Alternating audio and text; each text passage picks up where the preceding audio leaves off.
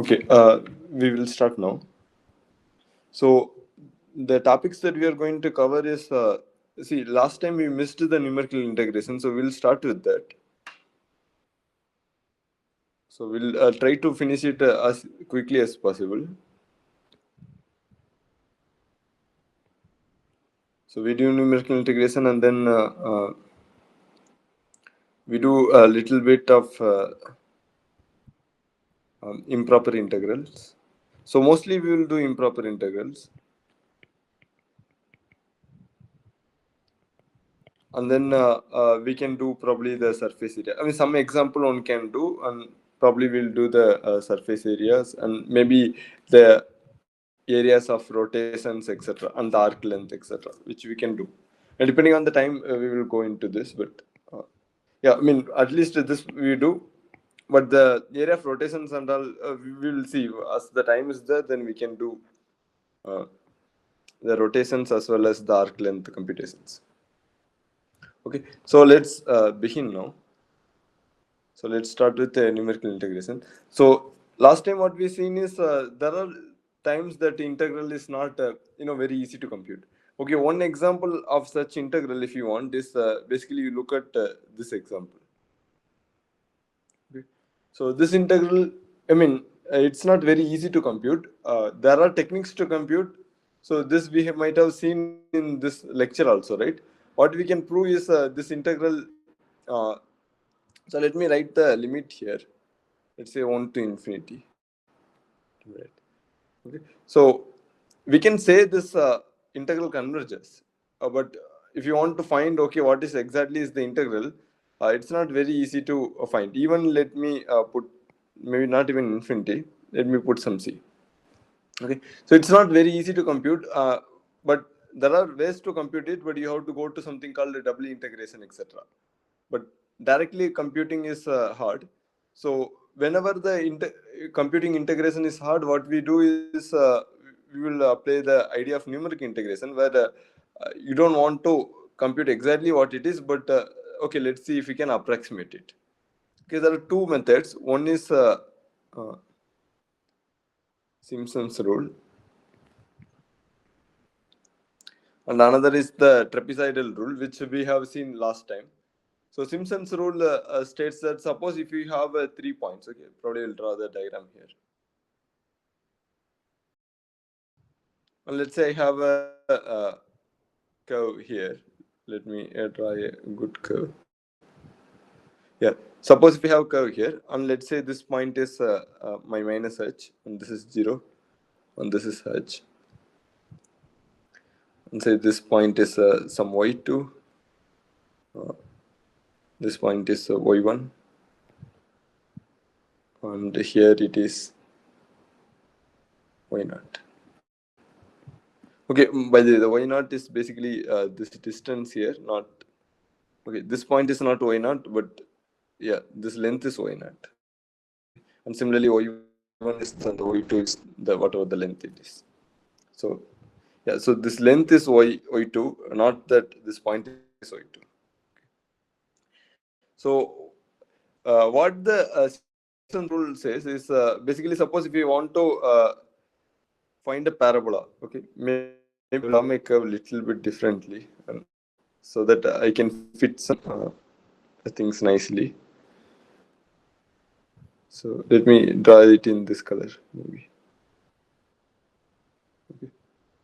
And let's say this is my y2. Here.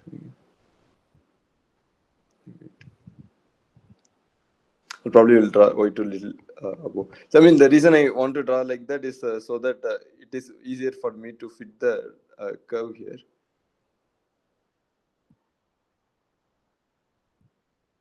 Let's say I have something like this. Okay. So then what you can do is you can look at the parabola which passes through these 3 points. So if you have 3 points, you always have a parabola which passes through these points. And in this case, let's say it looks something like this. Okay. So something like that. That is this. This is a parabola which passes through these 3 points here. Okay. Now what you do is instead of finding the area, your original area here. Uh, so your original area, if you look, it's below this curve, right? Instead of finding the original area, what you do is you find the area under this curve, under the parabola. And that is basically what the Simpson rule says.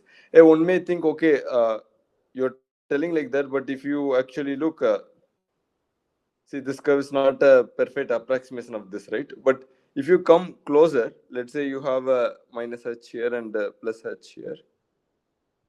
Now you can see, and if you try to draw a parabola here, it basically is this, right? So which is almost the same as your curve. So as you take this region smaller, you would approximate your curve basically as, I mean, you'll get a better approximation. So the Simpson rule basically says if you have 3 points, then the value of the definite integral of your curve from, so basically if you have this curve which is f of x, so probably have to write in the other curve, f of x, then the Simpson rule says that from minus h to h, f of x dx is approximately equal to h by 3 y0 plus 4y1 plus y2. Okay. So this is what it says. We will quickly do the proof, but we will spend time to discuss a little bit differently. See, but first of all, one may wonder, okay, now we are doing with minus h, 0 and h. What if my curve is not like this, but my curve is, let's say, something I want to compute, let's say, from here to here. Okay. Now what you do?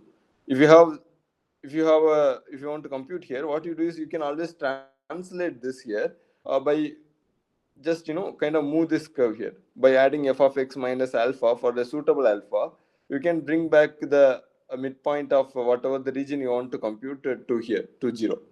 Okay, by translating you don't have to kind of worry about because the area is invariant under the translation. So it's enough whatever I was doing here is actually kind of enough to see wherever it doesn't matter if you have instead of minus h to h, if you have some ab, still it is fine because you can always translate your curve by f of x, consider this curve minus a plus b by 2. Okay, so not f of x minus a plus b by 2, but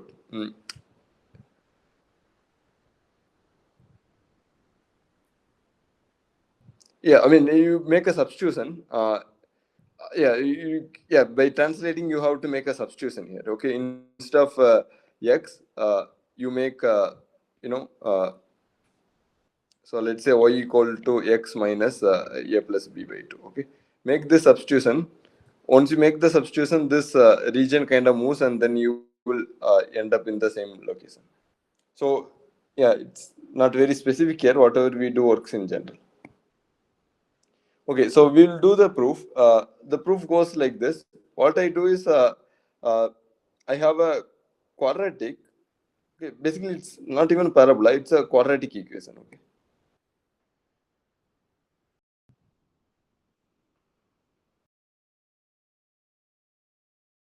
Yeah, I mean, all parabolas are quadratic, but not all quadratics are parabola. So whatever we are trying to fit is actually a quadratic equation inside this. Okay, so my quadratic equation, let's say this equation, let me call it as p of x. Then your quadratic equation looks like ax square plus bx plus c. So now what we are doing is instead of integrating a curve, we are finding the area under the quadratic equation, right? So that is basically we are computing integral p of x dx. So this is nothing but p of dx. You have to integrate the range here. So this is from minus h to h. We are integrating. Okay.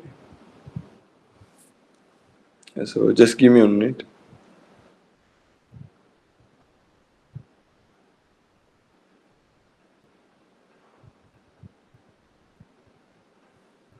Okay. So if you integrate it, okay, you will get a x cube by 3 plus b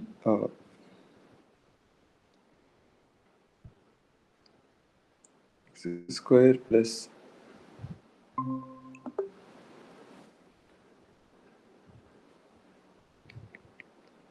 cx. Okay. Uh, Sorry, what I'm doing, cx square by 2 plus cx. Okay, so this is what you have.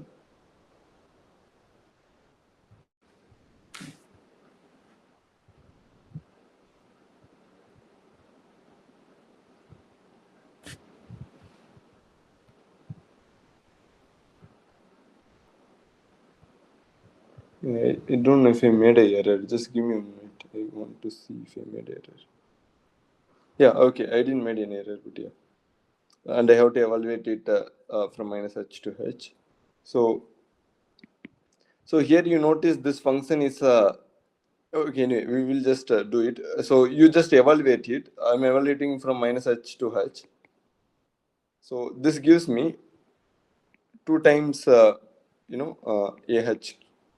cube by 3 plus 2 times ch.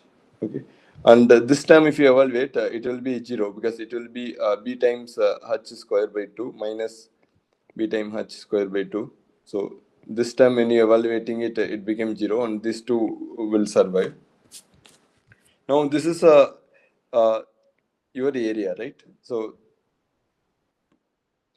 this is what you have. Now let's go back to our equation. So here what we have to find is, you have to find, okay, then what is this A and what is this C? Okay, so if you can find what is A and C, then you're done. So how do you find A and C is you go back to your quadratic equation. So the quadratic equation has two values at minus h and h and 0 and all these 3 points. You know what are the values, right? So you're going to use that. So you have p of 0. So this is nothing but uh, y naught. And you have a p of h is equal to y2 and p of minus h is equal to, let me just look here. Okay, so this is y1, not y0. Okay, so if you apply, you will, okay, for example, let us apply first. It is a times 0 plus, so 0 square plus b times 0 uh, plus c, it is equal to y1. So a times h square plus bh plus c is equal to y2. A times minus h square plus b times minus h plus c. Okay, so you have a system of equation. You have these 3 equations. Uh, you just have to simplify these 3 equations. Okay. So, for example, the first equation is direct. You can just simplify. So this tells you c equal to y1. Okay, and these two equations you can simplify. So basically, then you know what is this c. So you can substitute here. Then you will get ah square plus bh equal to y2 minus y1. Similarly, you have ah square minus bh is y naught minus y1. Okay, and now you know how to simplify these two equations. This is just basically you add these two, and then you will get what is the a, and then once you substitute a, you will get b. Okay, so I will skip these details here. So once you have it, what you can get is basically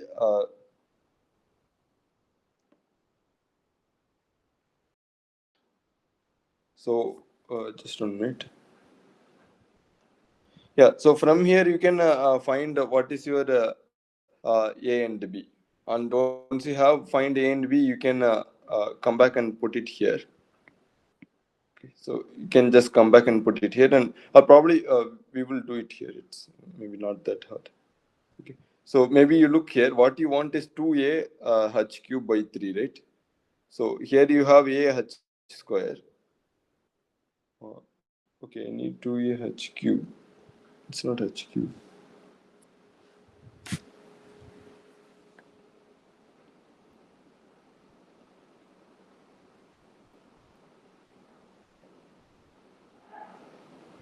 Yeah. So from here, let's say we take a h outside. Okay. So you have 2a h square by 3 plus 2c we have. So let's say we want to estimate what it is.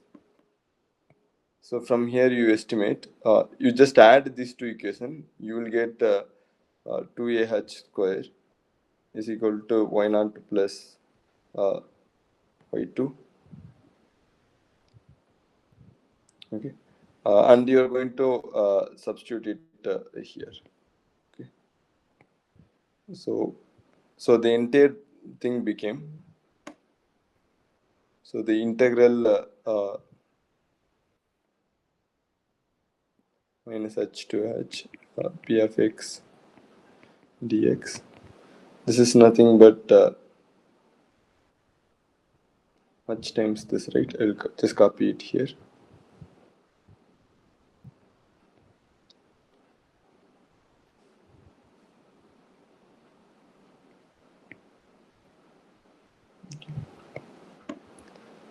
So this is h times so y0 plus y2 by 3 plus 2 y1. Okay. So this is what you have.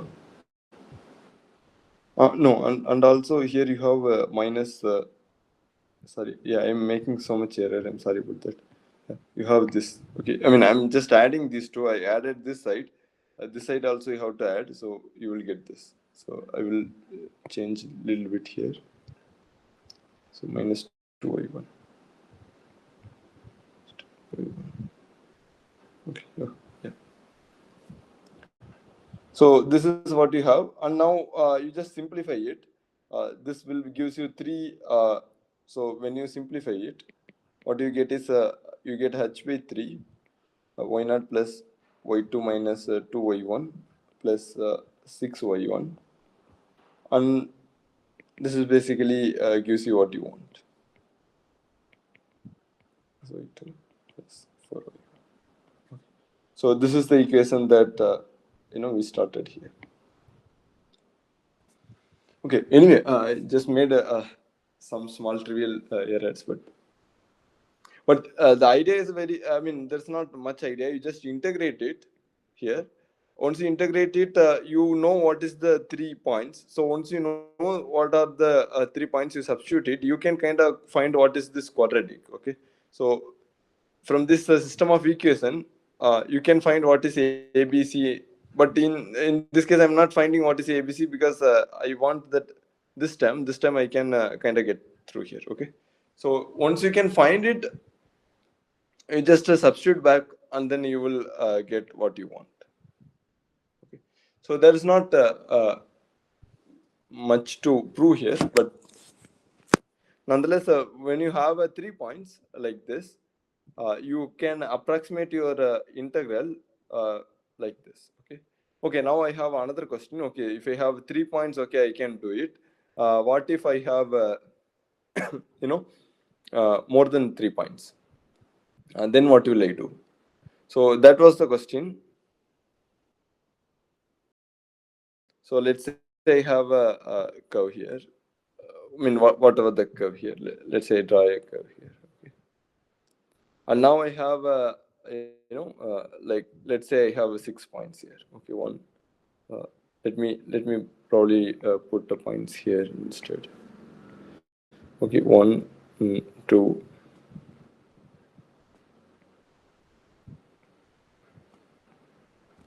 Okay, and each of this distance is basically h. Okay, the length of each of this interval is basically h. So similarly, I have 6 points above also. 1, 2, 3,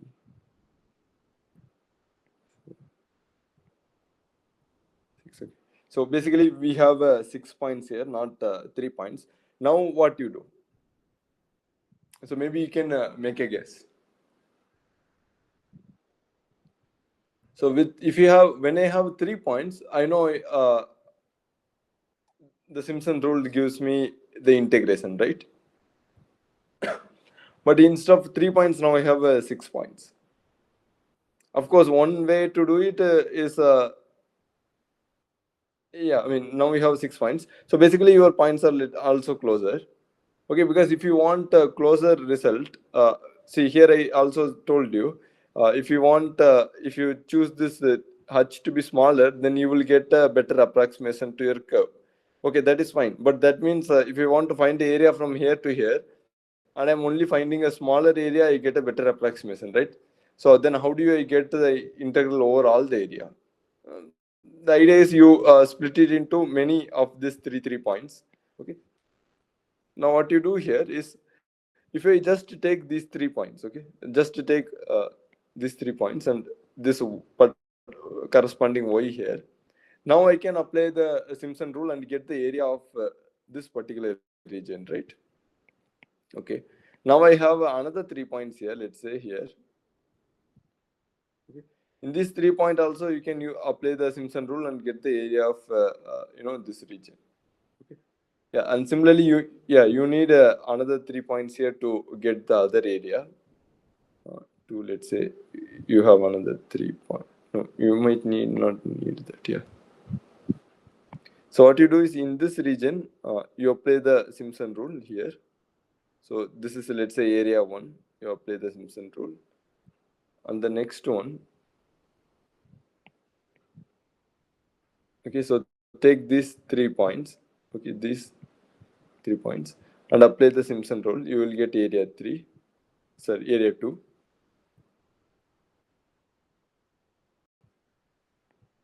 And take the next 3 points, and then you compute the other area. Okay. And similarly, for every 3 points, you can compute this area, and your whole area is nothing but the sum of these areas. Okay. So if you have points like y0, y1, y2, y3, y4, y5, y6, okay, then your Simpson rule tells you your area is nothing but h by 3. So you start with y0 plus 4y1 plus y2 we have. But here, the next time when you find the area A2, what happens is the same thing, plus you have h by 3. You start with y2 plus 4y3 plus y4, right? And what about the next one? It's h by 3. You start with y4. So here you end with y4. The next time you start with y4 plus 4 times y5 plus y6. Okay. So if you want to find the whole area, you are adding the area, but you just do a simple manipulation to this. Just collect the terms. You can see this is the same as h by 3. You start with y0 plus 4y1 plus 2 times y2. So because there is a y2 here and y2 here, 4 times y3, and again 2 times y4 plus 4 times y5 plus y6.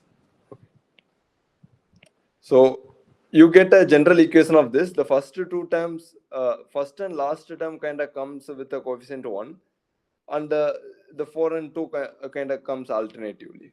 Okay.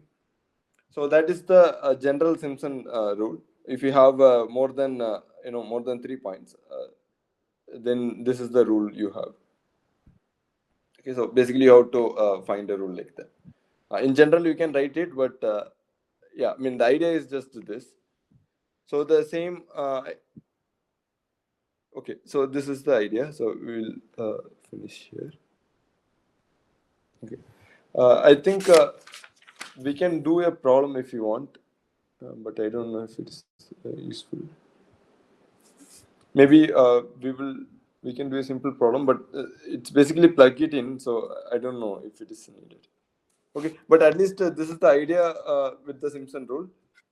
Uh, okay. And the trapezoidal rule we saw last time itself. Uh, so we will probably move on to the improper integrals. Okay, do you have any doubts?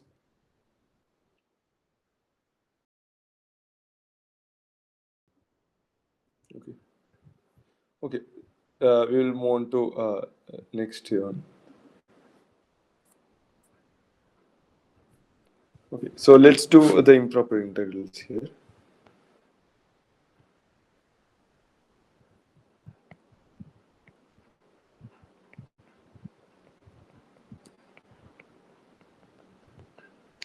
So whatever the definite integral part that is covered in the this week we have done last week itself, like the partial fractions, etc. So I will skip those parts since it is already done, and we will go to the directly go to the improper integral. Okay. So we know the definite integral, which is integral a to b f of x dx, and we know that the second the isomorphism, yeah, the fundamental theorem of calculus tells you that this is nothing but f of f of b minus f of a. Okay, provided there are conditions that this function is this f is Riemann integrable, and this function has to be this function should have an antiderivative, and the antiderivatives, yeah, so you have conditions on the antiderivatives. Basically you have this to be continuous, and this function has to be Riemann integrable, and then you can write like this. Okay, now okay, you remember the hypothesis. I will come back to a place where I will tell you why the hypothesis of the fundamental theorem of calculus is actually very crucial. I mean, we have seen last time. It's not always the case. You cannot write like that, right?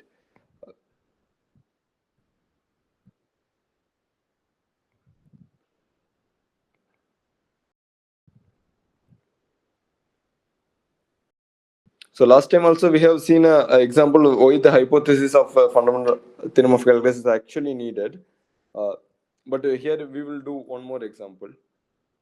A little bit different, but yeah, we will do. Okay, and here I have, let's say I start with the domain of integration, which is basically it's AB, but closed AB or open AB doesn't really matter. Okay, so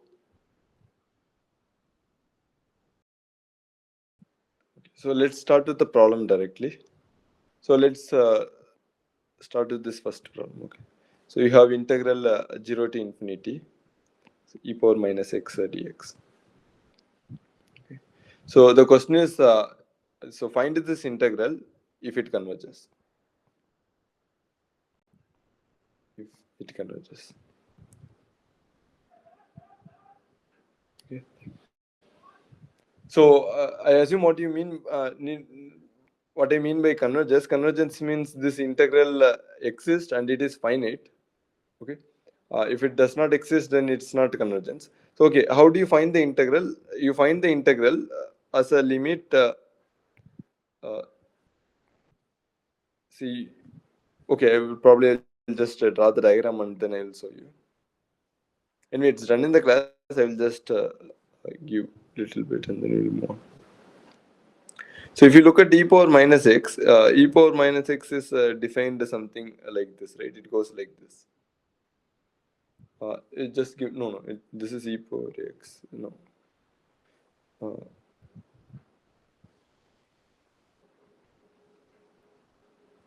so just give me. Yeah, it goes only like this, right? E power minus minus infinity is 0. E power 0 is infinity. Yeah, this curves right. Oh, did it cut? Okay, just give me a minute.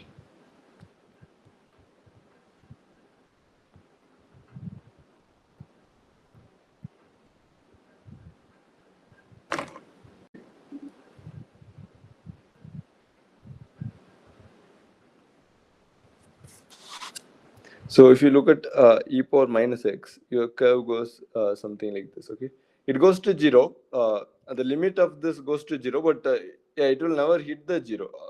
As x goes to infinity, it goes to zero. Okay. Now, if you want to find the area, here what happens is, even though your function is going smaller and smaller, but what happens is this length is, you are integrating over infinitely many areas. So the question is, okay, whether this will be trivial, or this will be finite or infinite is a question. Okay, and similarly it goes up in this region. It will here also the same problem. So in both region you have a problem, but in this region you can actually prove that this, yeah, it will not converge. But here yeah. So this is what you want to do here. And just 1 minute, e power. Sorry, here it converges, right? E power.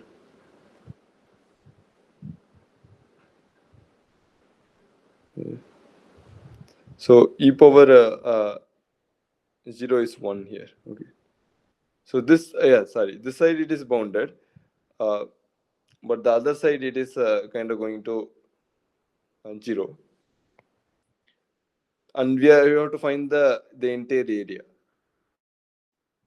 So how do you find it? Is let's say I find take a c here, and then or maybe I call it b. Okay, and this integral 0 to infinity e power minus x dx. This is nothing but limit b tends to infinity, integral 0 to b e power minus x dx. Okay, so basically you find this area till b, and what you do is you kind of keep changing the b. Okay, and every time you change the b, you will get a larger and larger area, and you are approximating your the area with when you're coming closer and closer to the original area that you want to compute. And basically that is what it is. If you have a limit, take as b goes to infinity, then this limit is defined as the integral of as this integral. Okay, this is how the limit is defined. Now it's very easy to compute from here. So integral of e power minus x is what? Integral of e power minus x is minus e power minus x, minus e power minus x, and then you have to integrate at 0 to b. So this will be a limit b tends to infinity. Here also I have to have the limit.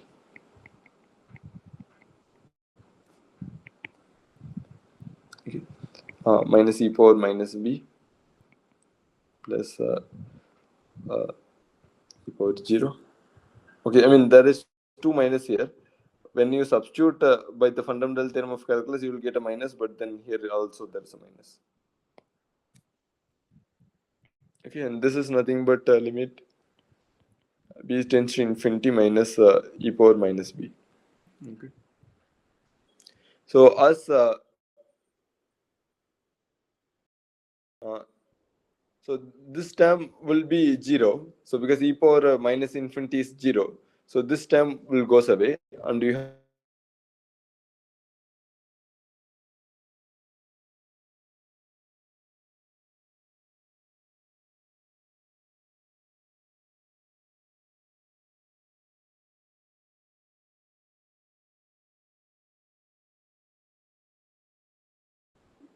this term will be okay. So we have e power 0 here. This term will go, and the only e power 0 left, and this is basically 1.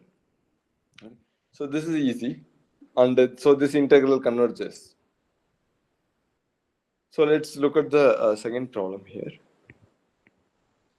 So this is integral minus infinity to infinity 1 plus 1 by 1 plus x square dx. Okay. Now compute whether what is this integral, provided it converges. Okay. So by definition, how do you define this integral? You define this integral from minus infinity to infinity. You define this to be, you take minus infinity to c 1 by 1 plus x square dx plus c to infinity 1 by 1 plus x square dx. Okay. So this is how you define the integral. and the c can be any number that you want. This has to be true for, it is, if it is finite, uh, if both integral are finite, then it doesn't matter what the c is, right? Okay, we can choose whatever the c that we want. For our convenience, let's choose c is equal to 0. Now let's compute both of the integral separately. Uh, but if you don't want to compute both of the integrals separately, what you can do from here? So you can probably look at this and maybe get idea. If I don't want to compute both separately, is there something I can do about it? So you look here, this x square term. Uh, this term is x square, right? So basically, if you look, your function is basically symmetric about the y-axis, because there's a x square term comes, whether you have a x or a minus x, it doesn't matter. So if you have a x here and you have minus x here, whatever your function f of x is same as the function f of minus x, right? So whatever the function, if it looks like this, it kind of going to look exactly the other way around. Okay, so basically, okay, I'm not writing exactly like this, but what I'm telling is there is a symmetry along this y-axis. So however it looks, it is going to look exactly the same the other way. Okay, so if you want to find the area, it's enough to find only one area, and then the entire area is just two times whatever this area is, right? So it's enough to find only one integral. The other one is basically the same. So let's find this integral. Or maybe let's find the first integral. Okay, so the first integral is minus infinity to 0, 1 by 1 plus x square dx. So this is nothing but limit b tends to infinity. Okay, and what is the integral of this function?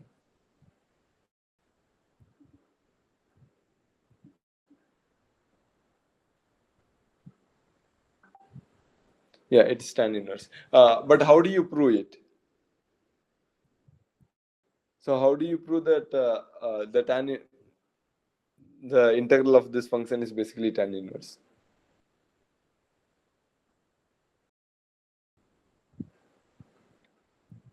So basically, what you're telling is this function has a. Oh, you want to do substitution? I mean, you can do substitution, or you just what you do is you take the tan inverse, okay, tan inverse of x, and then you differentiate this. Okay, so this is easy to differentiate, right? Why it is easy to differentiate? Because tan inverse is nothing but the uh, inverse of tan, right? And you know how to differentiate the inverse function. Uh, so since so basically you have to differentiate the inverse function. You know what is the inverse of you know how to take the derivative of tan, and now you are taking the inverse of the tan, and you have to take. So basically you take the derivative, and you will end up getting this tan. Okay, so the tan inverse is basically the anti derivative of this function. Okay, so that's one easy way to prove that integral is that. So the integral is basically some people like to write it as arc tan, which is basically tan inverse. If you want to write like that, it's all the same. Okay, I will write it as arc tan, but maybe we can write it as tan inverse. That may be better. The reason we don't write it tan inverse is, maybe not. This is not the actual reason, because if you look at the uh, tan function, uh, it is kind of like a bounded, right? It goes something like this. So there is this pi by 2, and you have this minus pi by 2. So if you look at the tan function is actually, kind of like a bounded function. So in general, it does not have inverse, right? So whenever I write a tan inverse, so the inverses, if you look, it kind of goes like this. So let me write the function here. We have a function here.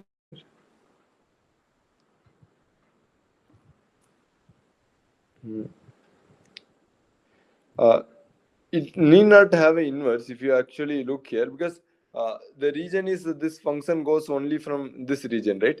So from these regions in the x-axis or in the y-axis, you can kind of look at the inverse. But other than that, you cannot find the inverse. So if you find the inverse, how it actually looks is something like this.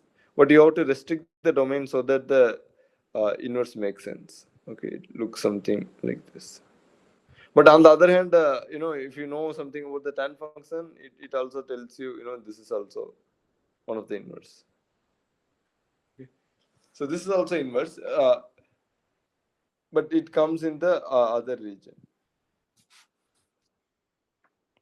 But anyway, so if you restrict the region, then this is your inverse, right? Okay, because tan is kind of somewhat symmetrical, so that's okay. So where have to we go?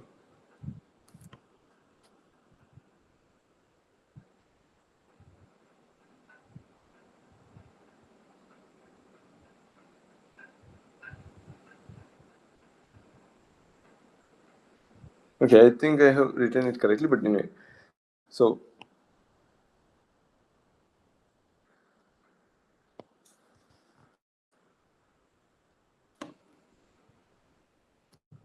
okay, so this is basically tan inverse of x from b to 0, and this is a limit b tends to minus infinity. Tan inverse of 0 minus tan inverse of b. Okay. So tan inverse of 0 is 0 minus. Uh, you have to take a tan inverse of b, uh, but then your b is going to minus infinity, right? So so what is the tan inverse of minus infinity? It is minus pi by 2, but you already have a minus here, so it will become pi by 2. Okay. So okay, so what we have find is so far we have find one of this area. The other area is exactly the same because there is a symmetry. So the total area, if you want to compute, so let me call this area as let's say A1. Okay, and the total area is A, let's say. So your total area is nothing but A1 plus A2, which is basically pi by 2 plus pi by 2, which is pi. Okay. So let me call this as A2.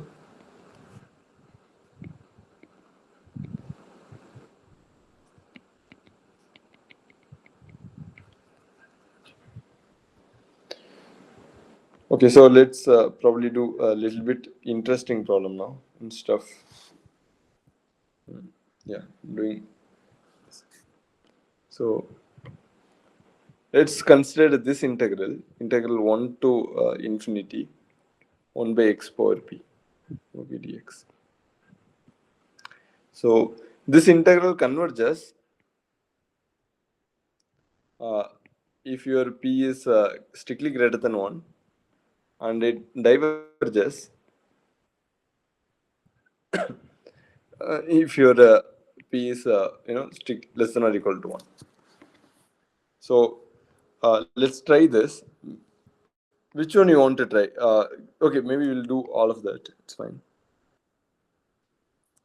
So let's do the first one here. Look at integral minus 1 to infinity 1 by x power p. Okay, let's say this.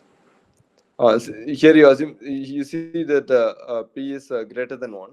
So it is not equal to 1 exactly. So this will be limit b tends to infinity. So this you can see it as integral 1 to b x power minus p dx, right? So this will be limit b tends to infinity, x power minus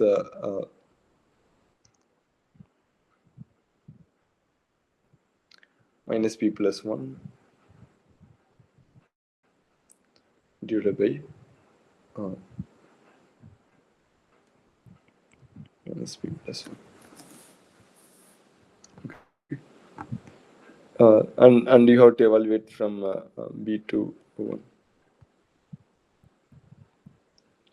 Okay, so far there is no problem. So you see here, if you look both other than not equal to 1, whatever comes, it's basically come to this only, right? So far there is no problem. Only thing is now there is a plus 1 here. Okay, so this is going to make the difference. See, whenever you have uh, this term here, uh, so okay, probably this, for doing that we might need to know the limit of this function. Okay, anyway, we will do it here. So this, if you look, because your p is strictly greater than 1, what happens is minus p plus 1, this term is basically still a negative term, right? So whatever comes here, you don't worry. This is a constant, okay? So you don't have to worry about this. Uh, so this is basically limit b tends to infinity, uh, b power minus p plus 1 by minus p plus 1, uh, and then plus 1 by p plus 1. Okay. 1 power something is, yeah. So this is what we have. So this is a constant, so we don't have to worry about that. We just need to find whether it's converges or diverges. And this is also constant, so don't worry about this. Only thing is you have to worry about what is this, okay?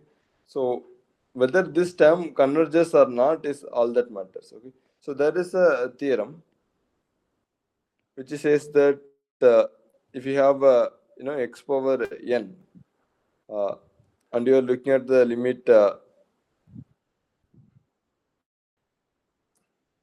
not x power n.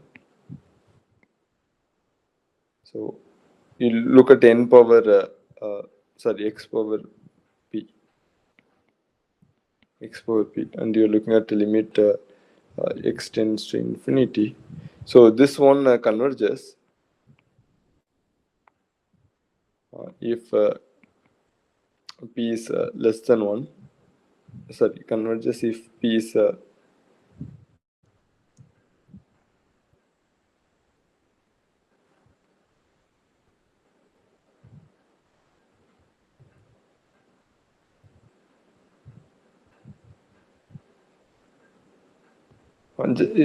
okay, just give me 1 minute. I just want to tell you. P is less than 1. Okay, diverges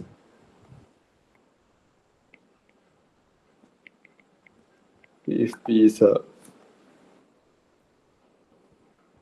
converges if p is less than 0. Yeah. Okay, thank you. P is less than 0, and diverges if p is greater than 0. Okay. So this, I mean, one can do it. I mean, this theorem comes in a sequence and series, and at p equal to 0, of course, we know this is just 1, right? Uh, so okay, just give me 1 minute. I just want to make sure that this is the correct one. Whatever I am writing is the correct one.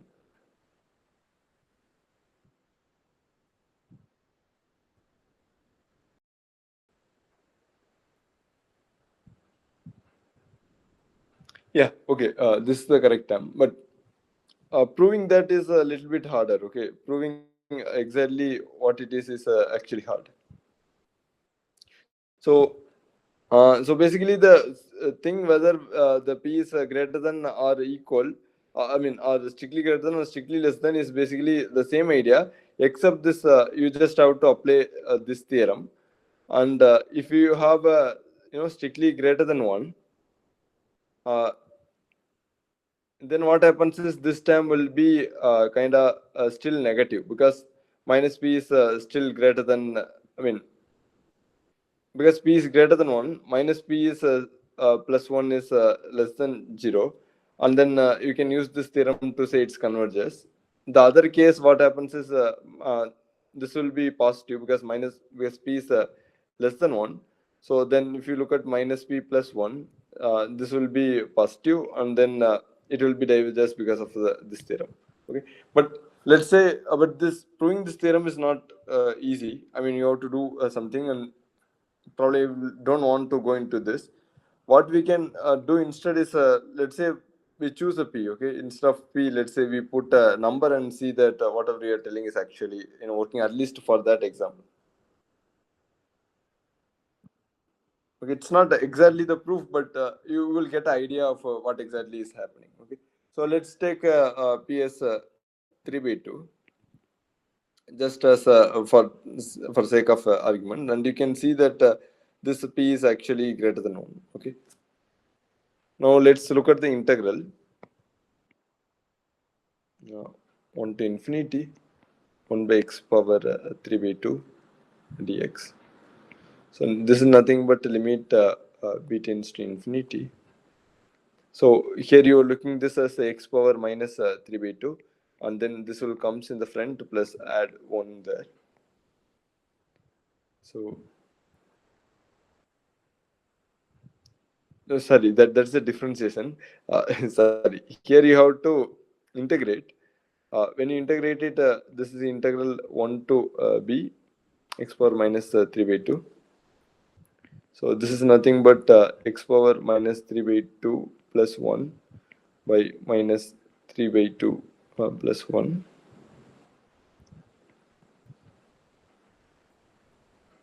Okay, and this is b to 1. We look at the limit b tends to infinity.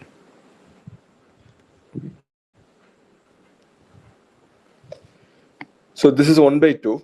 I mean, sir, this is x power minus 1 by 2. Uh, and this is also basically 1 by 2. So this will be nothing but limit b tends to infinity minus 2 by x power 1 by 2. You have to apply from b to 1. Okay, so this is minus 2 by p power 1 by 2 plus 2, right? And I have to apply the limit.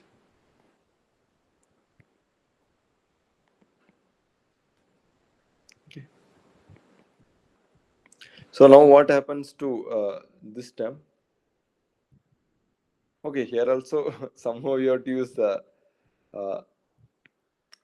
yeah, you have to somehow use this theorem only. But let's make a crude argument here. Uh, so if you look at the b, as b tends to infinity, what happens to b power 1 by 2? So if you look at see, b tends to infinity. So if you look at the square root graph looks something like this, right? So b power 1 by 2 is also goes to infinity. Okay, so then what happens to 1 by uh, b power infinity? Sorry, 1 by b power 2. Since b power infinity goes to, sorry, b power 1 by 2 goes to infinity. If you take the reciprocal of this, as a whole, it goes to 0. So this term, forget the constant here. So this term goes to 0. Okay, so what remains is just this term. Similarly, you can prove the other one. If you want to prove, let's say, something like this. Let's say integral from x on. If you look this integral, this, I mean, you can compute. I'll just write it directly. This is nothing but uh, it will be 2 root x. I think it's right. Yeah, it will be 2 root x. So you have this limit. Now if you apply, you will get limit b tends to infinity, you have 2 root b minus 2. Okay. And this thing you can clearly see that this goes to infinity, right? Because you know root b as b tends to infinity, this term is infinity, and you're minusing by a constant doesn't matter. Okay, so this goes to infinity. So this kind of comes to whatever we are doing here. So as for example, the second case we took p is 1 by 2, which is basically less than 1. In this other case we took 3 by 2, which is greater than 1. But it's not exactly the proof. But for the proof, basically you have to use this theorem. Okay. Now still we have to do the part when x is actually when p is exactly 1. So when p is exactly 1, now what happens is you have integral 1 to infinity 1 by x dx. So this is nothing but 1 by x is the integral is log x. So this is a limit b tends to infinity. Okay, you're looking at log x, and you have b to 1, right? This is a log b minus 0.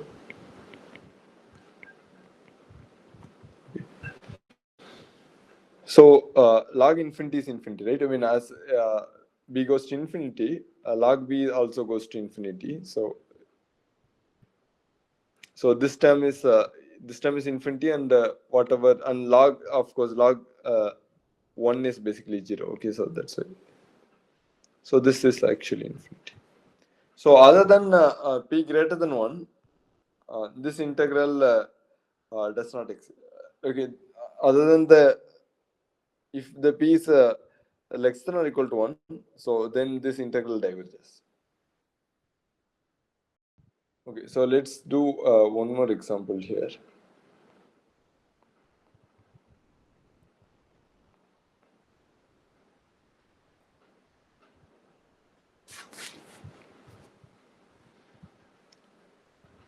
So far what we did is improper integrals when we have either infinity here or infinity here or minus infinity here, or basically both is there. So let's look at another example here where it's a bounded function, but you have some okay. So not the region is bounded. So you take 0 to 2. So basically you are integrating in a bounded region 2x by, let's say, x square minus 4 dx. Okay. So if you look at this region, what happens is this function is not defined in 2, right? So because when you put x is equal to 2, and this term will, okay, if you put x equal to 2, then it will become 4 by 0 something. So yeah, so you cannot define. So this function is not defined at x equal to 0. So because the denominator is 0 here, right? So if you want to find the integral, what you have to do is, of course, you write the definition. It is 0 to 2, 2x, x square minus 4. This is nothing but a limit. C goes to 2 minus. So 2 minus means you have a 2 here. So what you do is, and let's say your curve is, your function is something like that, okay? So instead of, okay, in this case, your function will be something 2 is here, and whatever the function is near 2, let's say it kind of blows up. What you do is you go with some c here and compute this area and make the c approaches closer and closer to 2. Okay, so that's what we are doing. We are just approaching from the so from left to right we are approaching, or approaching from left, let's say.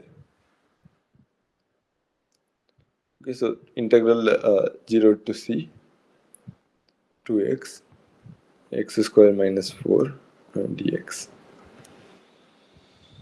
Okay, so last time we have seen how to do this integration. So what you do is basically use the substitution. So choose the substitution u equal to x square minus 4, and you will get du is 2x. And basically when you replace it,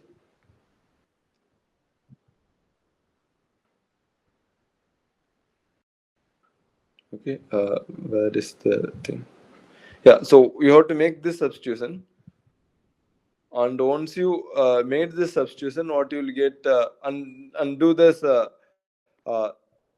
find the indefinite integral. Okay, once you find indefinite integral, etc., and then substitute back, what you get is limit c goes to, maybe we will just compute it. So if you want to look at this indefinite integral, 2x by x square minus 4 dx. So this will be nothing but integral. Now you are changed the variable. So this will be 1 by u du, and this is nothing but ln of u. Okay, but here you have a you made a substitution here, and we have to substitute it back, x square minus 4. Okay, so now we got the indefinite integral. Now we have to find the definite integral. So you just use that fundamental theorem of calculus. So this integral is nothing but uh, this, let's say, call this as c. The integral is f of c minus f of 0, right? So here 2x, basically it's a c 0 to uh, c, limit c tends to 2 minus. This integral is nothing but limit c goes to 2 minus x square minus 4. So c to 0. Okay. So this is your integral now. So now what you do is you just substitute uh, the c, and then take the integral. Okay. So this will be c square minus 4, and the other one will be just log 4. So if you substitute, you will get log of c square minus 4 minus log 4. I mean, not log, I mean, it's a natural logarithm. So what is this limit?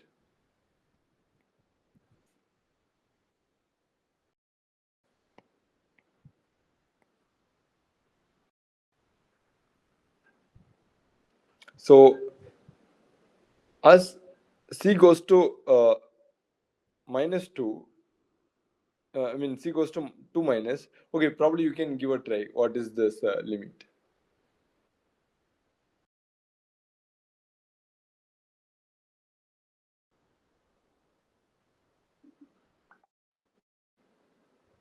Okay, it is minus empty. Yeah, right.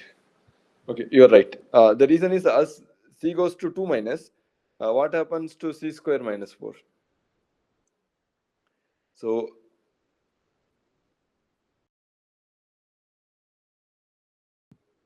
just 1 minute.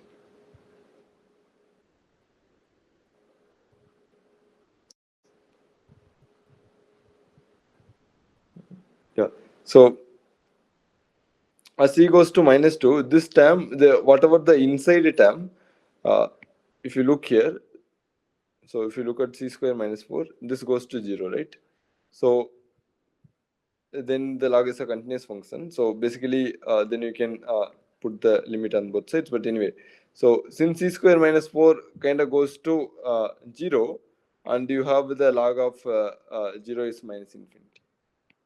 Okay, so this term kind of goes to minus infinity, and this term is a constant, and so it doesn't really matter. Okay. Okay, so this is how do you integrate when you have something, uh, I mean, it's a bounded, the range is bounded, but still your function kind of blows up at some point. Okay. So let's do one more problem, and maybe you'll move on. Then probably we'll move on to something. I mean, yeah, something interesting. So here is another problem.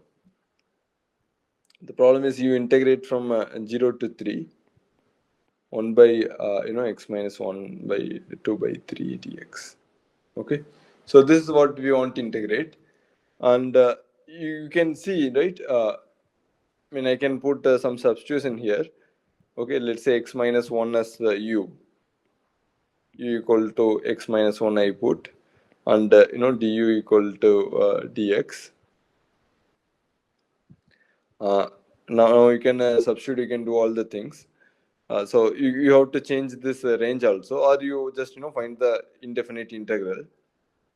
If you find the indefinite integral of I mean, forget this limit, you find this indefinite integral, that will be 3 x minus 1 1 by 3. Okay, so this is your indefinite integral.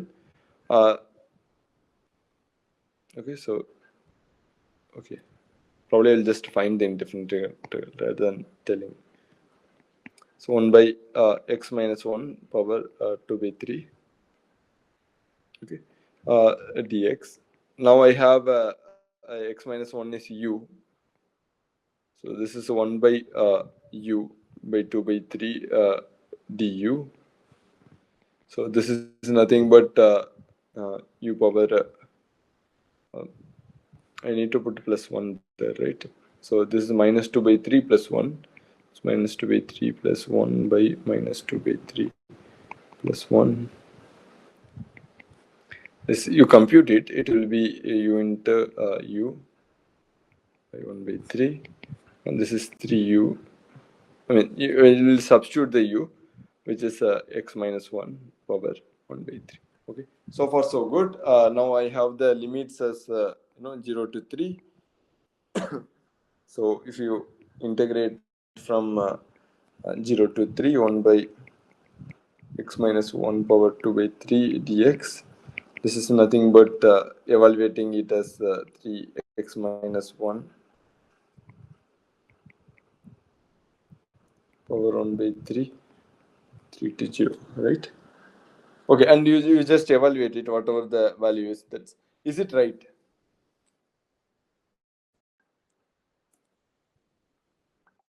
Why?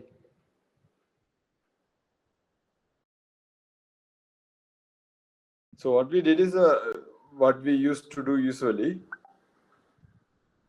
Yeah, exactly. Your function, see, your fundamental theorem of calculus is applicable, but you have conditions on that, right? Your function has to be continuous. So otherwise, you cannot use the fundamental theorem of calculus, right? So maybe just give me a minute. I will check the fundamental theorem of calculus hypothesis once more.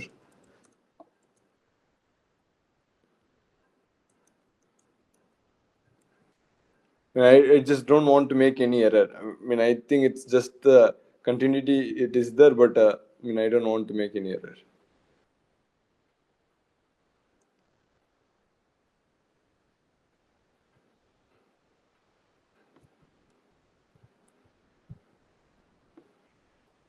Yeah, good.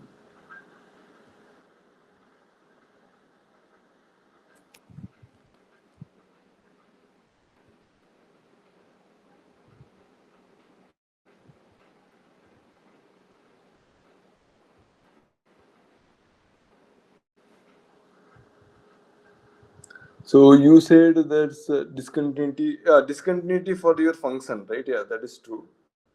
Uh, but your antiderivative is continuous, right? What is the problem now?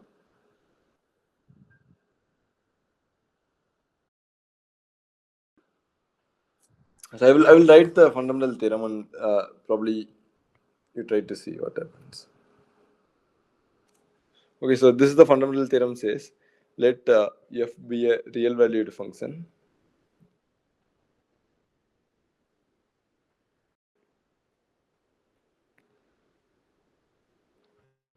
define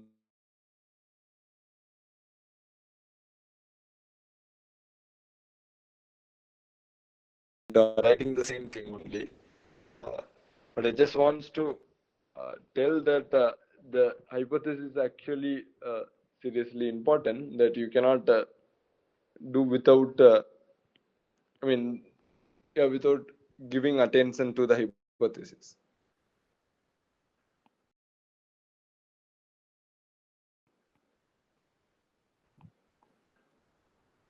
Function on a comma b,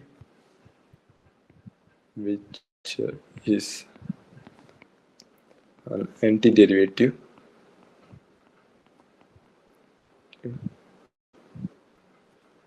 of EF in the open interval a comma b. Okay, so antiderivative means basically f prime of x is a small f.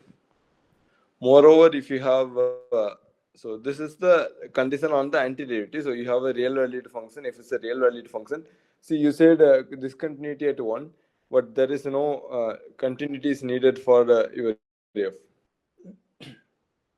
Exactly. So, yeah, so what you said is right, but there is no continuity needed for the f. That's why I just got confused, and because the continuity is needed for antiderivative, not necessarily your function. Yeah, but it has to be defined on the interval, right? Anyway, let me write the theorem and then we will just summarize. I mean, you are right, but I will just write the theorem. If f is boundedness needed. I mean, uh,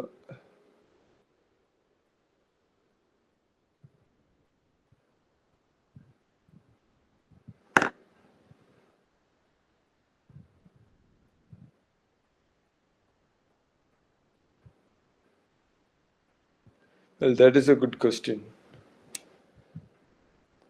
I don't think boundedness may be needed, but I don't know.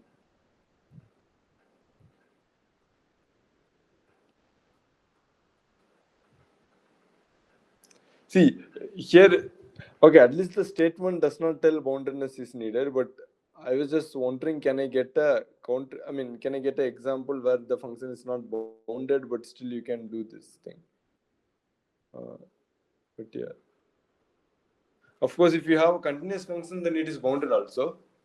I see that I think it's defined on a b implies that it is bounded.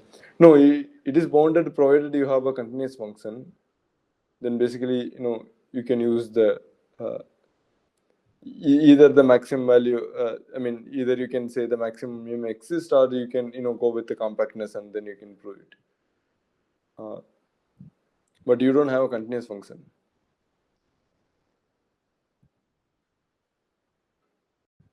Yeah. So anyway, I will write this statement, but I will think in while I was writing. And you can also think whether you can come up with the example. Maybe that would be interesting.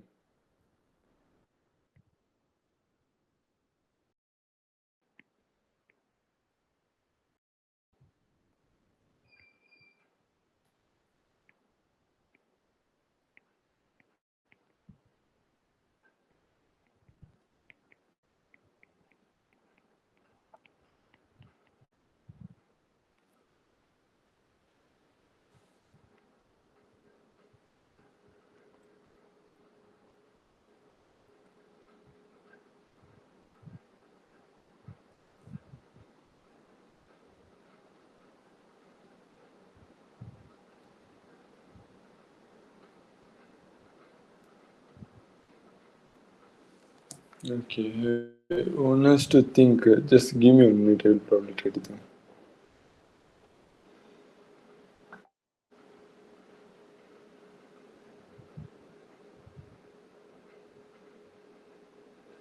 Riemann integral does not mean something's bounded, right?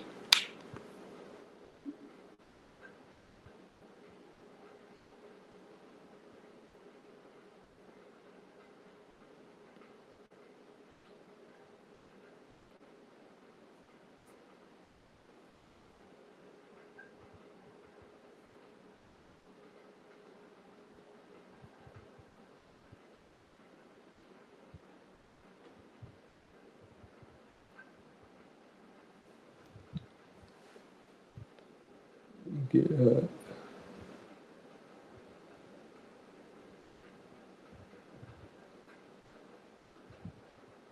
I mean, usually we only do the bounded function, but I'm not so sure whether that is actually a necessity.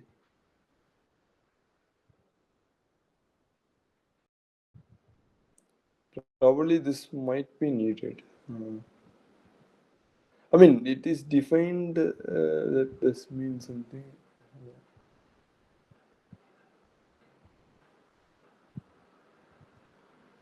See, I don't think for a Riemann integrable you need a bounded function.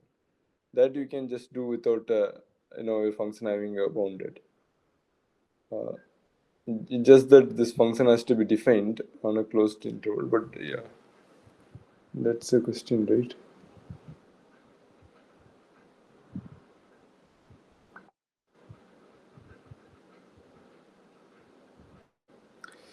I mean, intuitively, not every function defined on a closed interval is bounded. Uh, one can just write a function like this. So you take a function uh, let's say interval 0 to 1, and then you take 1 by x. Okay, and then at x equal to 0 you just put 0. So 1 by x if x not equal to 0, and 0 if x is equal to 0.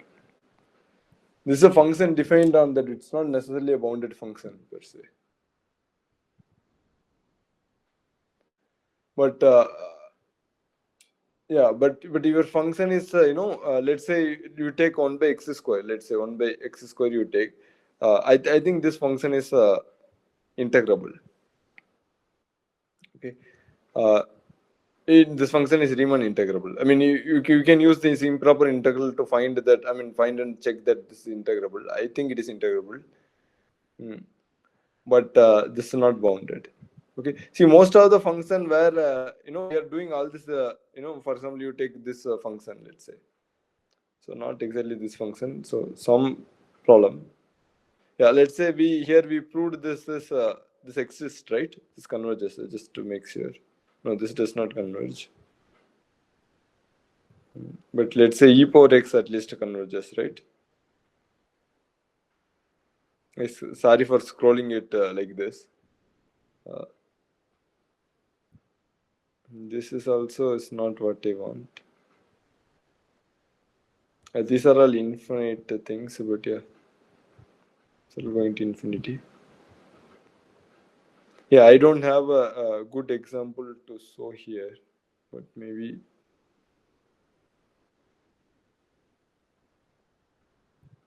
Or maybe I can take this example here. This is also is not a good example. Yeah, I don't have good example to show, but see, one can give an example where you compute the indefinite integral. So your function is defined on a bounded region. Uh, okay, maybe I think uh,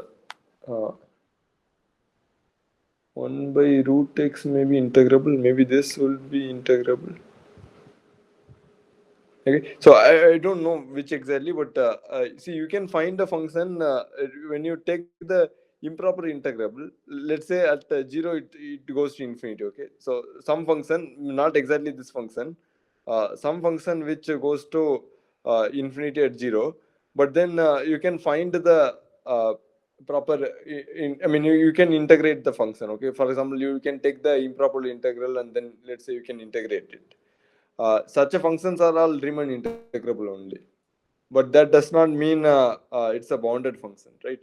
So one can always construct a function which is a Riemann integral, but not a bounded function. Okay, maybe I'm not saying exactly properly, uh, but I mean you try to find a function which is on a bounded region, but somehow blows up, but you can kind of find the integral of that. Then you can do it. Maybe I think this might work. One has to see. Maybe 1 by root x might work. One has to see. Well,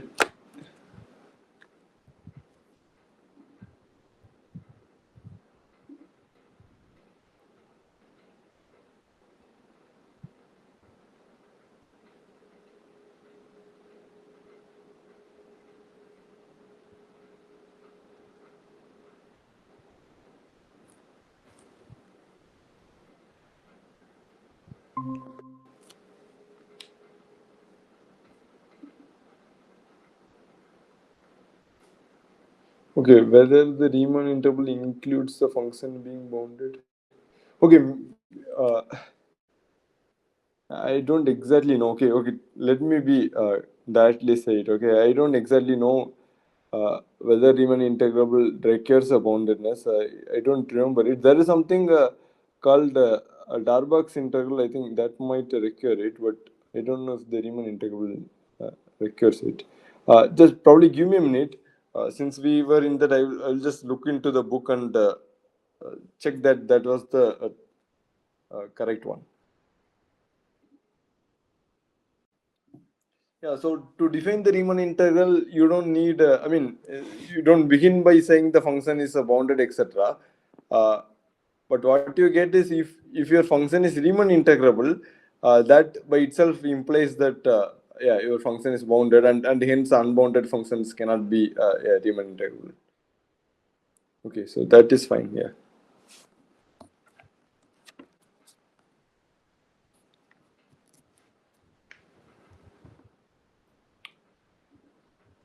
Okay, so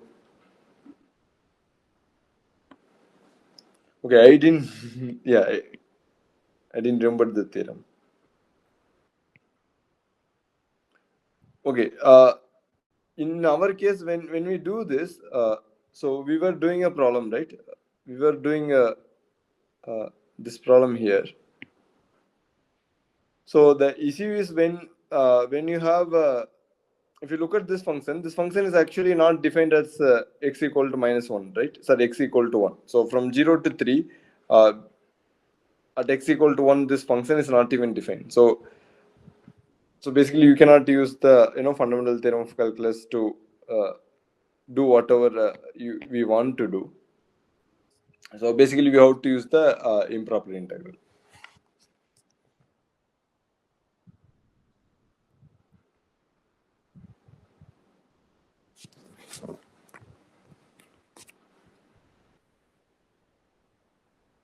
Okay.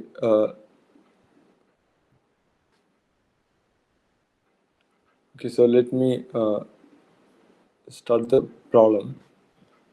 So instead, what we can do is we can split the problem into two regions. So you want to integrate over this.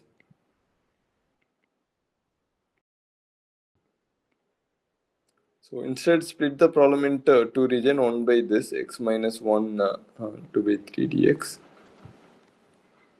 plus 1 2 3 1 by x minus 1 2 by 3 dx. Okay. And then check if both of this converges. So when you have to find this both of this integral, and you find it exactly as the improper integral. Okay, but anyway, I just want to make sure. Hey, did you? I mean, you were telling some problem, right? Did you answer your question? I mean, whatever you asked. Yeah. So whatever you told is right, actually, apparently. So see, whenever they define the Riemann integral, you don't need. Whenever they write that the function is bounded, etc. You start with the function and you define the Riemann integral. But then, what happens is when you have a function f, if your f is Riemann integrable, so that implies f is basically bounded. Okay, so that means if you have unbounded function, uh, it's not Riemann integrable. Okay, so yeah, I don't exactly remember this theorem. So yeah, whenever they start with the Riemann integral, there is nothing is mentioned that it is all bounded or something. Yeah, but this theorem tells you that if you have Riemann integral, the function is bounded, and only the bounded function can be Riemann integral. Okay. Uh, Let me just go through your question and see if anything include the condition of being bounded.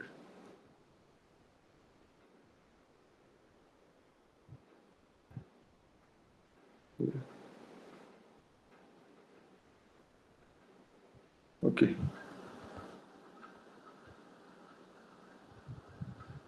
Okay. So it is fine, right? If you have any doubt, you let me know. Okay, thank you. See, for me also, it looks like. I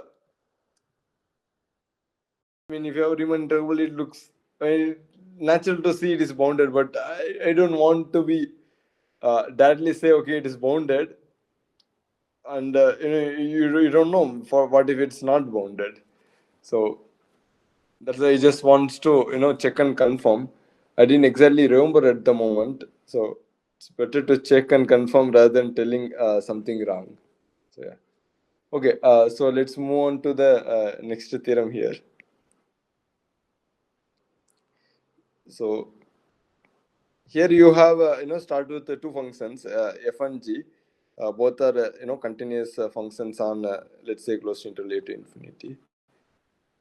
Hey, I just ask you one more question. Okay, since we have done this, uh, let me ask you a question. So there is a two thing, right? I mean, uh, we have seen the Riemann integrable,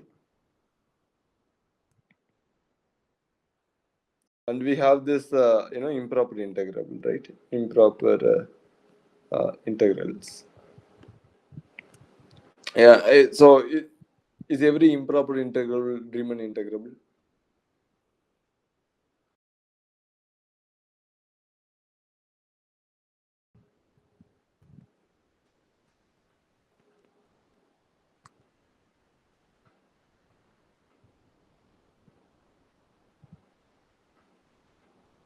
So you understand the question, right? The question is, I mean, I have a Riemann integrable, which is the basically the integration we talk about, right? Riemann integration is basically what more or less we are interested in. It basically tells you something about the area, uh, and you have this improper integral. So the question is, okay, then what is improper integral? And just now, we have proved that not all Riemann integral functions need not to be improper integral. Sorry. Yeah. For example, you can because we don't talk in the closed interval in no, we can talk about closed interval in a improper integral. Okay, it's not all that hard. That's why if I can give a function, then it will be nice. Okay, maybe we will take 2 minutes. Uh, anyway, I have anyway this theorem that I was writing. I will skip it, and probably we can try to give a improper integral in a closed interval. Okay, let's see if we can come up with the example. So let's look at this function. Okay, my f of x is 1 by root x, uh, x not equal to 0, and 0 if x is equal to 0. Okay, let's look at this. I don't know if it works, but let's see it. Okay, and you compute the integral from 0 to 1. So this is nothing but limit as c goes to 0 plus c to 1 f of x dx. So this is nothing but 1 by root x integral. Okay, what is 1 by root x integral? This will be x power minus 1 by 2 plus 1 by, this is 1 by 2, right? Yeah. If I'm right, this is the answer. No, this is from 1 to c.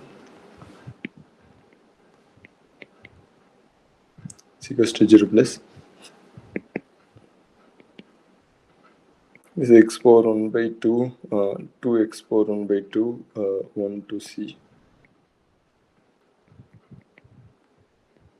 C equals to 0. So this will be 2 minus so 2c 1 by 2 limit c goes to 0. Okay, so this is just 2, right? Yeah, so I think the example work. I mean, I just created at the spot, but it may not be very hard to see that this works. You just want to make sure there is no error. You can also verify it. So far, it looks like this, but it's unbounded, right? Yeah, it is unbounded. It is unbounded, but you have the improper integral. The improper integral is 2. Okay, your function is unbounded. So uh, it's a question for you.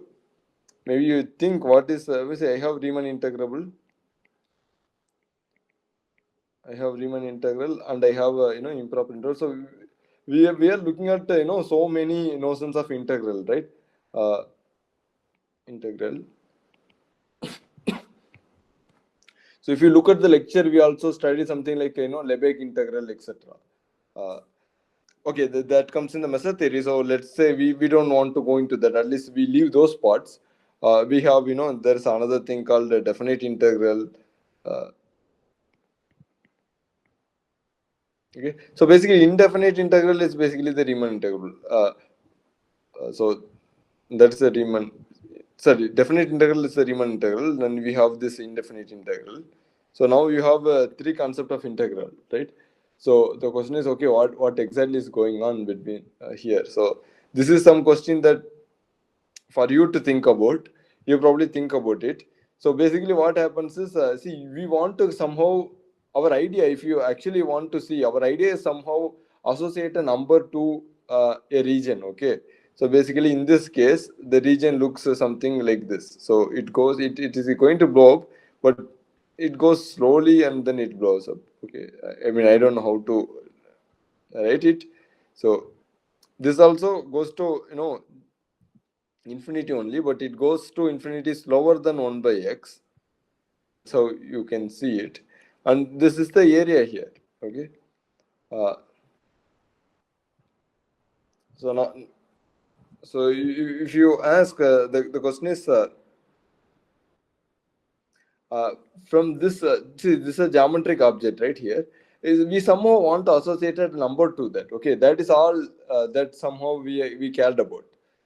So how do you associate the number is the question. Okay, indefinite integral is just antiderivative. We forget it. But when you have a Riemann integrable, that means if your function is bounded, then you can associate a number. Okay, so the Riemann integral tells you, okay, whenever it is bounded, uh, I mean, whenever it is Riemann integral, you can associate a function, but then you know that the function is Riemann integral, then it is bounded. Okay, not every bounded functions are Riemann integrable. Okay, that is also very important thing. Uh, but as long as you have function f, which has only finitely many discontinuity.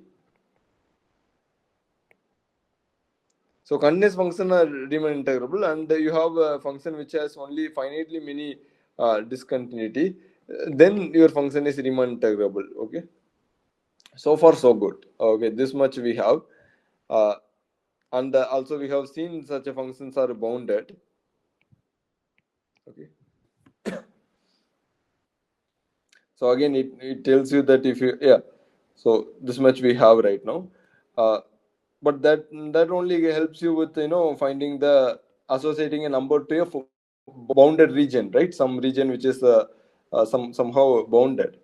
uh, but what you do is, okay, if we have a region, let's say like this, uh, what I can do is I can kind of cut it into, I mean, I can just take this, all these bounded areas, and then I keep approaching, I mean, keep completing the region and see what happens. Okay, and that is basically the improper integral. So you basically want to associate a number, and then you're trying to associate number. For if you have a region which is kind of comes with the function which has finitely many discontinuities, then you can do the Riemann integral. If you have countably many discontinuities, then the Lebesgue integral will work. Okay, whatever the Lebesgue integral may be. And there are general ways. One is trying to somehow give the area to some set. That is basically what we are interested. And improper integral is just one way of doing that. We are doing that in a way that it makes sense. See, for example, uh,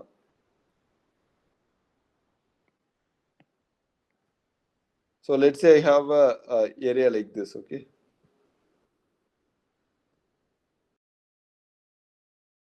Let's say it cuts and one. Okay.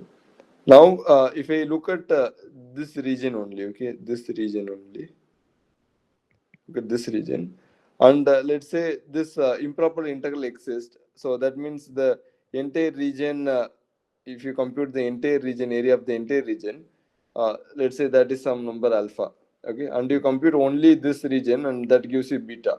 Ideally, you want that alpha is greater than or equal to beta, right? Because this region also has this part which is not covered by beta. So you want some such properties, and you want to associate a number in such a way this properties holds, and that's how you come up with this improper integral. So this is basically a definition. uh, Basically you're defining like that. Okay, but anyway, this is a question for you. Probably go and think deeper and see what exactly is happening here.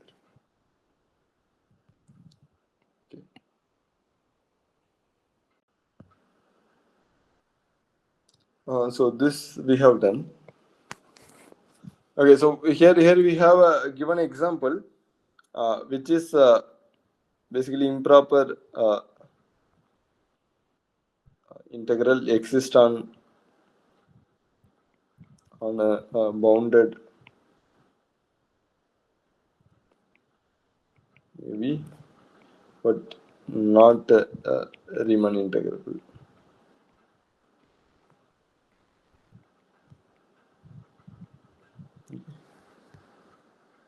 Okay, so let's move on to the theorems here.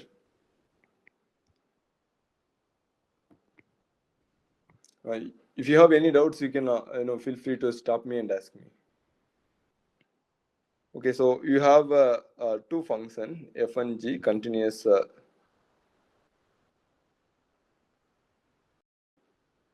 function on a infinity, and also these functions are a positive function. I mean, at least non-negative function, such that you have this inequality holds. Okay, and this holds for all.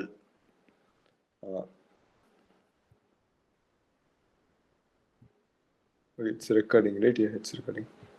Yeah, this holds for all x greater than or equal to a.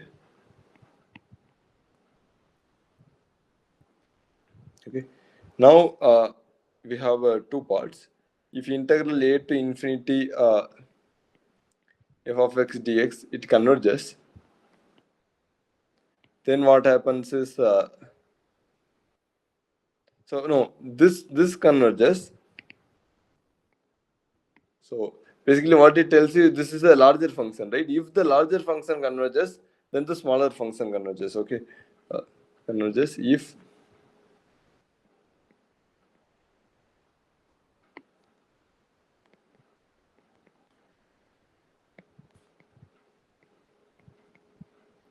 okay. So here you see, just note this if is here. Okay, I should have written the other way. That would be more better way to write. So what I'm telling is, if this converges, if G converges, then F converges. Okay, so that's what I'm telling. But some people like to write the other way around. Okay, but anyway, I write in this way only. So if f of x dx diverges, so the same interval, then integral a to infinity g of x dx diverges. Okay, so this is a very reasonable thing to expect. It's not because you have a function. This function is smaller than that, and if the bigger one itself converges, then the smaller one also converges, right? And the other way around is also very trivial to expect. But using this, one can kind of give you, for example, if you want to integrate and if you want to find, let's say, 1 to infinity e power minus x square dx, whether this converges if you want to do. then you can always find it. Okay, so you look at e power minus x square. This is strictly less than or equal to, and this is a positive function always, and minus x.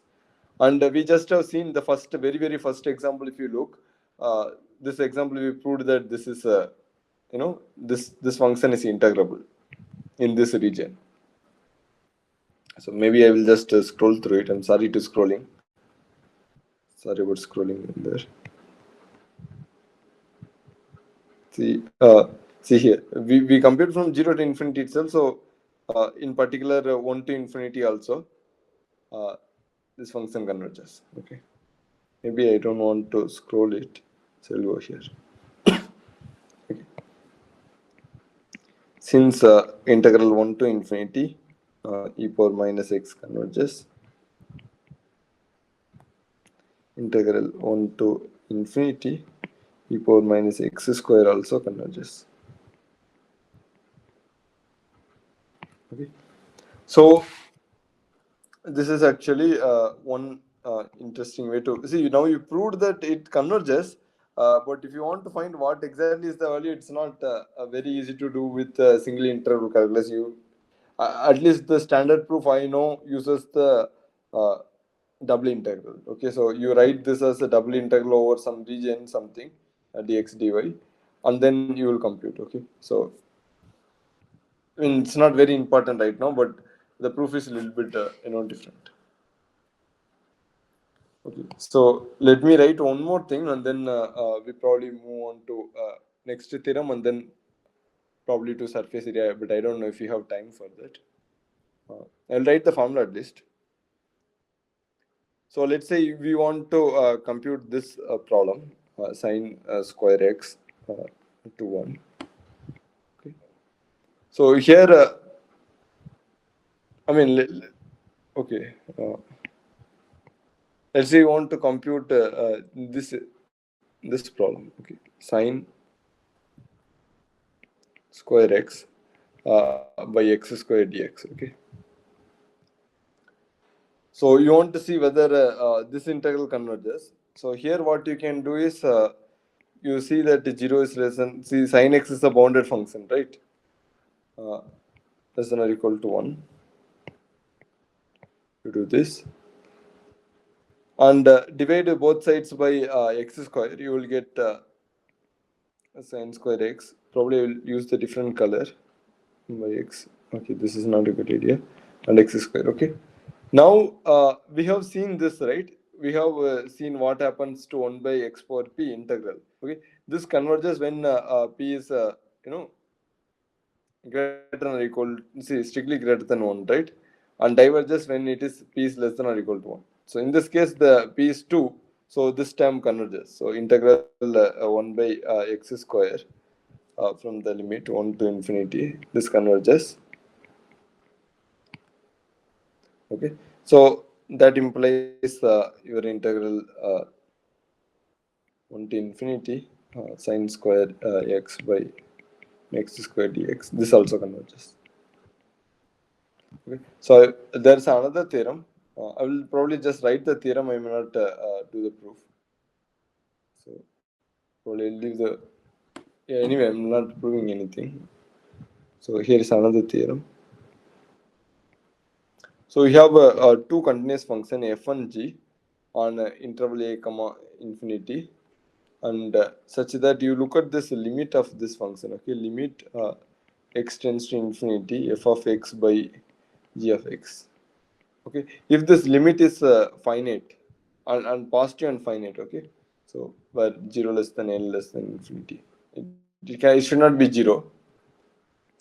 Then what happens is your integral a to infinity f of x dx and integral a to infinity g of x dx.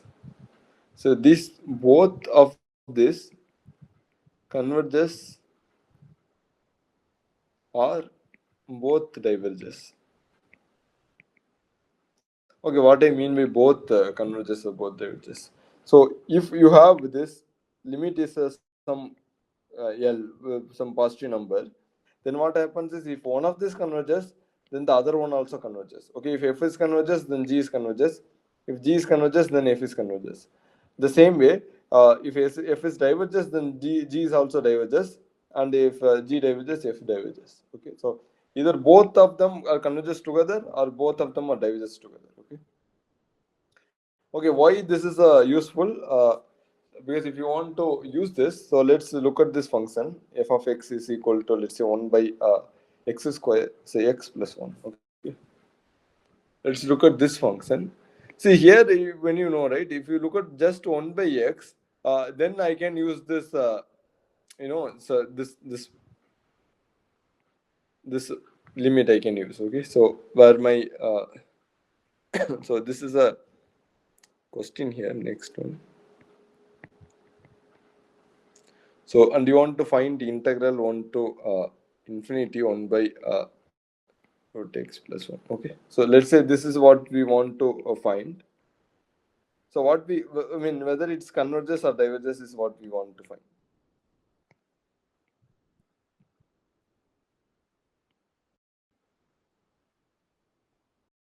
Okay. So, if we don't have this, then I can say it is a it converges or diverges. So, it will be diverges by using this 1 by x power p idea, right? Now I have this particular term. So this is where this, when you have something like this, then this limit comparison theorem helps, and it is called the limit comparison theorem.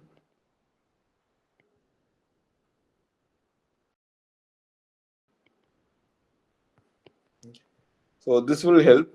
If you look at the limit of this, so limit of let's say f of x, and let's say we can look at g of x. So what is g of x? Let g of x is 1 by root x. Okay. This is what is this? This is 1 by root x plus 1 divided by 1 by root x. So this is nothing but root x by root x plus 1, and limit x tends to infinity.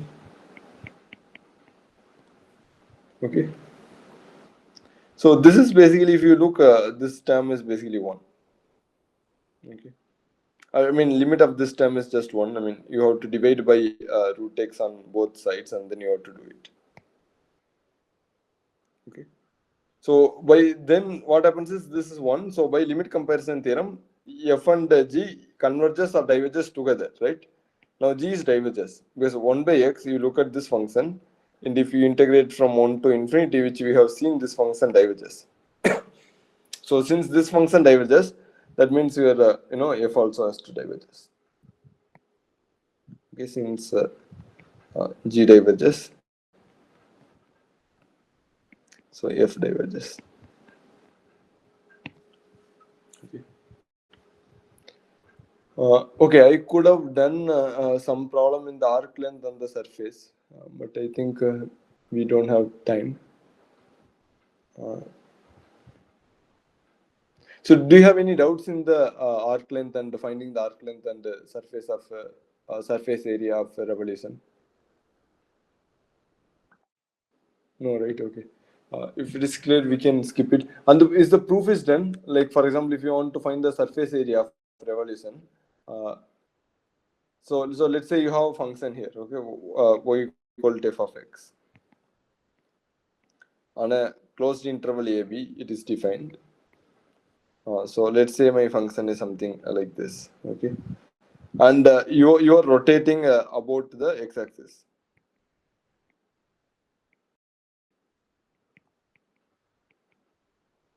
Okay, depending on whether you rotate about x-axis or y-axis, the formula changes. If you rotate about x-axis, then the surface area is nothing but integral from a to b. So you want to find the, so when you rotate around the y-axis, you get something like this, and then you want to find the surface area here, something like this. Okay, so this is a and this is b. On the other side, it goes. Okay. So the surface area is basically 2 pi f of x square root of 1 plus f prime of x square.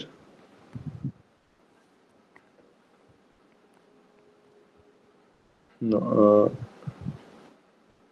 no, and just the square is only for this dx. Okay. Oh, surface area is in week 7. Okay. But just to let you know, there is at least I have seen one problem in week 6. Okay, so if possible, then you watch that and then come back and do the problem. I mean, okay, just make sure that you are able to do the assignments. That's why I worried about. Okay, so you don't need much, okay? Just look at the formula. Probably go through the notes, look at the formula, and then you can do the assignment. Okay, and then you can come back and kind of prove it. So the proof is there. I prepared the proof also, but if the SAR is going to do, then I mean I don't want to do the same thing again. So probably will skip it, and other than doing that, there is not much to do, right? You just have to, when your function is known, and you just have to find the integral, and we have seen how to find these integrals, etc. I mean, you have to use one of this uh, either a UDV method, I mean UV method, something like that, right? Or you have to use the substitution or something, and you will get it. So these formulas is how you get the formula is the interesting ideas, and also you have this, you can find the volume of this, etc., etc. Uh, those things I think sir might have give the proof though. You just look at the formula and then plug in the values, you will get it. It's not very hard to do it. Okay. And if you have any doubts, you can always ask me. I mean, you just mail me and then I will check it. Okay, then do you have any other questions? Otherwise, we will meet next time. Oh, okay. I mean, you can ask me, but I mean, we will stop the session and you can ask me. Okay. Okay, I will stop the recording. Okay, we will see you in the next class. Bye.